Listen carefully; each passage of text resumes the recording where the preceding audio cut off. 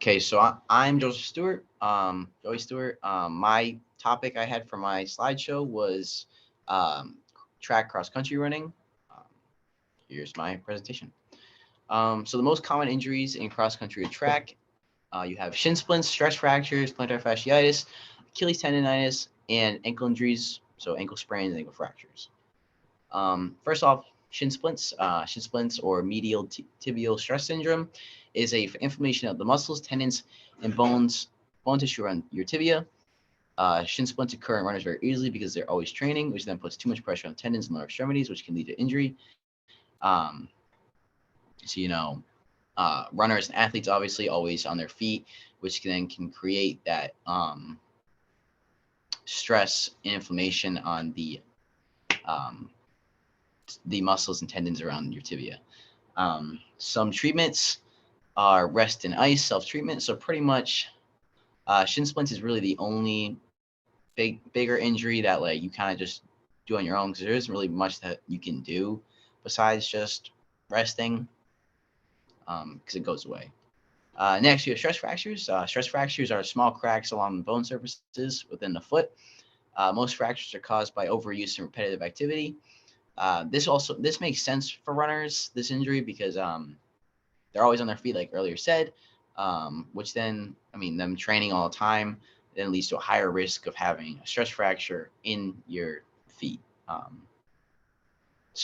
because you're all like I said, always on your feet. Some treatments you have are wearing a walking boot, brace, or crutches.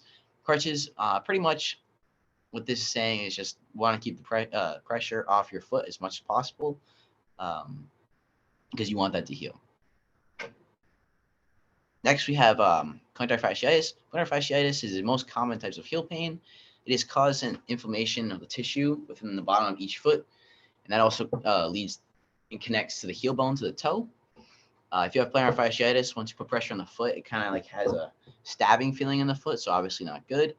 Like the other injuries, most of the runners' injuries occur within the foot and lower extremities because the amount of constant pressure they always have on their feet. In the case of plantar fasciitis, the amount of pressure that the runners always put on a foot puts increased pressure on the actual plantar fascia, um, which is also in the heel. And then some treatments for that are physical therapy and the RICE program. Um, Next, we have Achilles tendonitis. Achilles tendonitis is an injury within the Achilles tendon, um, which creates a lot of heel pain, kind of like plantar fasciitis. It is caused by overuse in the Achilles tendon. There's a lot of big time, almost all athletes in every sport. Achilles tendon tear is very common because again, like the amount of pressure you have on your legs, heels, and foot is it's insane how much athletes go through with that. And Achilles tendon is a band of tissue that connects calf muscles in the back of the lower leg to your heel bone. Some treatments for that, for your Achilles tendonitis, is rice, self-treatment, and non-steroidal anti-inflammatory drug. Um, Next, we have the ankle injuries, so the ankle sprain and the ankle fracture. The ankle sprain occurs when ligaments that support the ankle stretch beyond their limits and tear. So kind of like in that photo, the individual is their foot is in a weird spot, and you can see the tear in the ankle by um, that extreme motion. An ankle fracture, a broken ankle, also known as ankle fracture.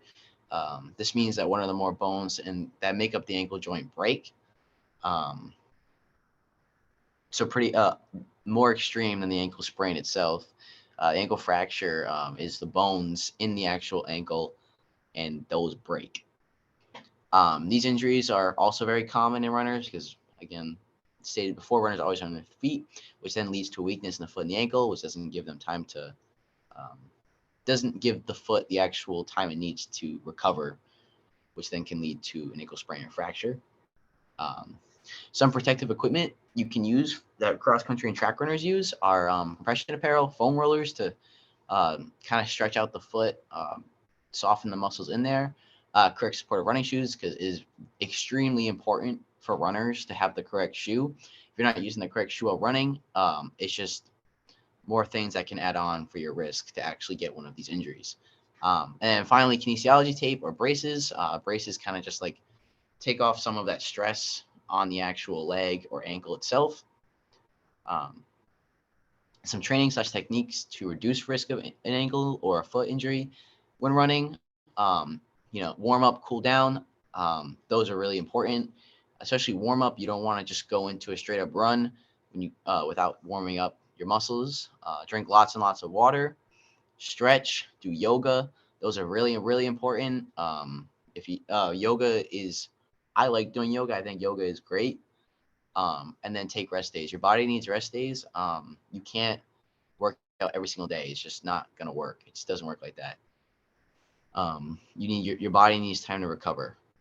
So take rest days. That's another big time one. Um, One thing track does a good job to prevent injuries. Just like all sports, athletes and coaches know how to prepare themselves in order to perform at their best physical ability. Runners know how to stretch, stay hydrated, and wear the correct equipment that will protect themselves from injury. Also, having a coach is very important as well to prevent injury because the coach will teach you the most important things and push you to do everything by the book. Meaning, like, say one day you're lazy and you don't want to stretch before you get into a run. 9 times out of 10 or 10 times out of 10, your coach is going to make you stretch because it's the only way to make sure you won't get hurt.